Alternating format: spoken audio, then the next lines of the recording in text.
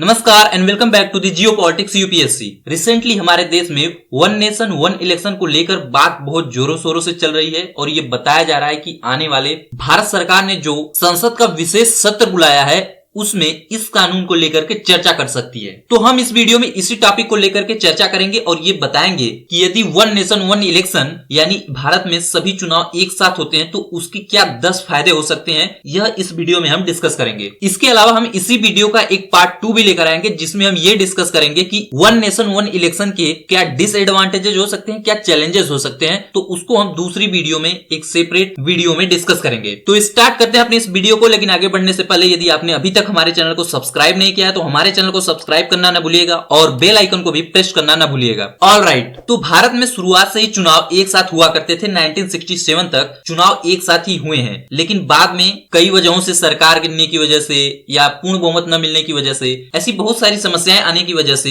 ये हमारे देश में जो चुनाव हैं वो धीरे धीरे फ्रिक्वेंटली होने लग गए। तो आज जो आप ये रूप देख रहे हैं ये उसी का परिणाम है। हालांकि इलेक्शन कमीशन ऑफ इंडिया ने 1983 में एक रिपोर्ट प्रकाशित किया था जिसमें ये बताया था कि भारत में वन नेशन वन इलेक्शन यानी एक साथ चुनाव के लिए तैयार हो जाना चाहिए। इसके बहुत सारे फायदे हैं और इलेक्शन कमीशन ऑफ इंडिया भी इसके लिए तैयार है। और इसके लिए इलेक्शन कमीशन ऑफ इंडिया ने भी कई सारे सजेशंस दिए थे। लोकसभा की पार्लियामेंट्री कमेटी भी इसमें कई सारे सजेशन दिए कि किस तरीके से एक साथ देश में चुनाव कराए जा सकते हैं। इसके अलावा हमारे former prime minister Atal Bihari Vajpayee ने भी 1999 में देश में एक साथ चुनाव को लेकर भी अपनी प्रतिबद्धता को दोहराया था, अपनी प्रतिबद्धता को जताया था। इसके अलावा 2017 में नीति आयोग ने एक पेपर को रिलीज किया था जिसका टाइटल था इलेक्शन टाइम टेबल, और उसमें नीति आयोग ने ये बताया था कि किस तरीके से देश में एक साइमल्टेनियस इलेक्शन को किया जा सकता है, उसके लिए क्या क्या सजेशंस हैं, पॉलिटिकल रोड मैप क्या हो सकता है, उसको इंप्लीमेंट करने का तरीका क्या हो सकता है, कॉन्सेप्ट क्या हो सकता है, इन सभी चीजों को नीति आयोग ने डिस्कस किया था उस पेपर में। इसके अलावा 2018 में लॉ कमीशन ऑफ इंडिया ने एक वर्किंग पेपर को ड्राफ्ट किया था जिसमें उसने ये आउटलाइन किया था कि किस तरीके से लीगल और कॉन्स्टिट्यूशनल एस्पेक्ट में साइमल्टेनियस इलेक्शंस को कंडक्ट किया जा सकता है, क्या क्या जरूरी प्रावधान हो सकते हैं जिसको कॉन्स्टिट्यूशन में चेंज करने की आवश्यकता होगी, यानी संविधान को संशोधन करने की आवश्यकता होगी। इसके अलावा आप सभी जानते हैं कि प्राइम मिनिस्टर नरेंद्र मोदी ने भी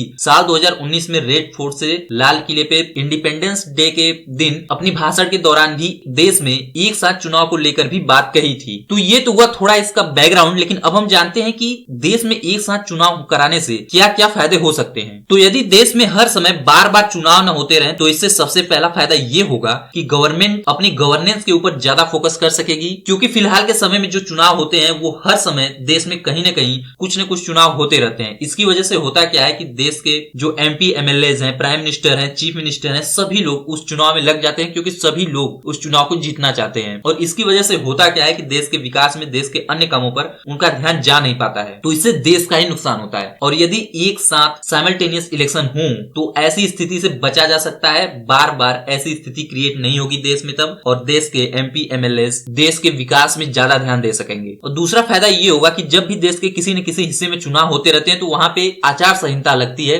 जिसकी वजह से होता क्या है कि उस टाइम सरकार कोई डिसीजंस नहीं ले सकती है, पॉलिसी डिसीजंस नहीं ले सकती है। इसकी वजह से सेंटर, स्टेट और लोकल बॉडी से पॉलिसी डिसीजंस डिलेड होते हैं जो देश के विकास को बाधित करते हैं। और यदि देश में एक साथ चुनाव हो तो ये जो कोड ऑफ कंडक्ट होता है इलेक्शन कमीशन का, वह केवल फिक्स टाइम के लिए ही लगेगा और उसके बाद आराम से पॉलिसी डिसीजंस लिए जा सकते हैं एक लंबे समय तक के लिए। और तीसरा सबसे बड़ा फायदा ये होगा कि अभी के समय में जब भी देश के किसी न किसी भाग में चुनाव होता रहता है तो उसकी वजह से होता क्या है कि देश की पॉलिटिकल जो पूरा स्ट्रक्चर है, इसके अलावा गवर्नमेंट ऑफिशियल्स का जो स्ट्रक्चर है वो पूरी तरीके से इन चुनाव में ड्यूटीज में लग जाता है। इसकी वजह से होता क्या है कि देश में जो विकास के काम होते हैं, नेसेसरी जो डिसीजंस लिए जाते हैं, जो ऑनगोइंग प्रोजेक्ट्स चल रहे होते हैं उनके लिए, वो उसमें ध्यान नहीं दे पाते हैं। तो यदि देश में एक साथ चुनाव हो तो पॉलिटिकल स्ट्रक्चर और गवर्नमेंट ऑफिशियल्स ये सभी लोग देश के प्रोजेक्ट्स पे जो कि डिरेल हो रहे हैं, जो समय से पूरा नहीं हो पाते हैं इन बार बार चुनाव होने की वजह से, इन सब पे ज्यादा ध्यान दे पाएंगे, जिसकी वजह से ये सारे प्रोजेक्ट समय पे पूरा हो सकते हैं, जो देश के विकास को और ज्यादा गति दे सकता है। चौथा फायदा ये होगा कि देश में इससे पॉलिटिकल करप्शन रुकेगा, क्योंकि देश में पॉलिटिकल करप्शन का ही मेन रीजन है फ्रीक्वेंट इलेक्शंस। इसकी वजह से होता क्या है कि पॉलिटिकल पार्टियों को जब भी इलेक्शन होते हैं तो बार बार उन्हें अपनी पार्टी के लिए बड़ी मात्रा में मनी को रेज करना पड़ता है इलेक्शन लड़ने के लिए, इलेक्शन के एक्सपेंसेस को बियर करने के लिए। तो इसकी वजह से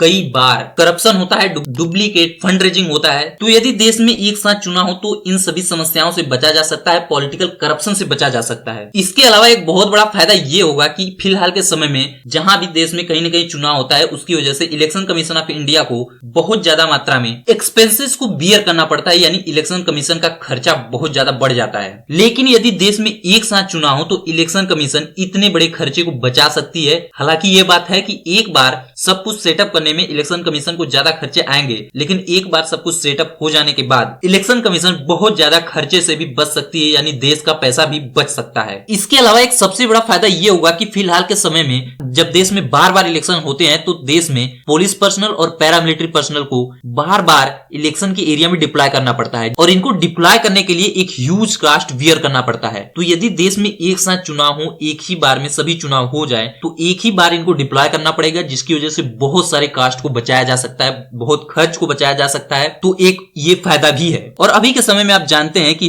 हॉर्स ट्रेडिंग यानी एमपी एमएलए की खरीद फरोख्त पार्टियों में बहुत तेज होती है। इसका सबसे बड़ा कारण है देश में हर समय चुनाव होना, क्योंकि सभी पार्टियां चाहती हैं किसी न किसी तरीके से उनकी सरकार बने। लेकिन यदि देश में एक साथ चुनाव हो, एक ही बार चुनाव हो, यानी कुछ स्पेसिफिक पीरियड पे ही चुनाव हो, तो ऐसी स्थिति में इस हॉर्स ट्रेडिंग से बचा जा सकता है। तो हो सकता है कि जब देश में एक साथ चुनाव कराने की बात की जाए तो एंटी डिफेक्शन लॉ में भी कुछ संशोधन किया जाए, यानी जो ये इसमें लूप होल्स हैं इसको दूर किया जाए, जिसकी वजह से हॉर्स ट्रेडिंग पे लगाम लगाई जा सकती है। देश में एक साथ चुनाव होने का एक और बड़ा फायदा ये होगा कि फिलहाल के समय में जब भी इलेक्शन आते हैं, चुनाव का समय आता है, सभी पार्टियां, सभी नेता देश की जनता को लुभाने के लिए उनको फ्रीबीज अनाउंस करते हैं, बताते हैं कि यदि वो उनकी सरकार आएगी तो वो उनको क्या फ्री में देंगे, क्या नहीं देंगे, ये सब कुछ बताया जाता है। हालांकि ये सब कुछ सही है या नहीं, ये एक बहुत बड़ा डिबेट का इशू है, लेकिन फिर भी ऐसी स्थिति से देश के साथ ही साथ प्रदेश के जो बजट है उसके ऊपर इफेक्ट पड़ता है। और ऐसी स्थितियों में कई बार बजट के ऊपर इतना ज्यादा इफेक्ट पड़ जाता है कि डेवलपमेंट के लिए बहुत ज्यादा पैसे उपलब्ध नहीं हो पाते हैं, बहुत ज्यादा धन उपलब्ध नहीं हो पाता है, बहुत ज्यादा बजट उपलब्ध नहीं हो पाता है। तो इससे देश का विकास प्रभावित होता है। तो यदि देश में एक स्पेसिफिक पीरियड में चुनाव हो तो इन सभी चीजों से भी बचा जा सकता है। और इसकी वजह से देश की जनता का और इलेक्शन कमीशन का एक बहुत बड़ा फायदा ये होगा कि फिलहाल के समय में कई बार ऐसा देखा जाता है कि इलेक्शन के समय कई लोगों का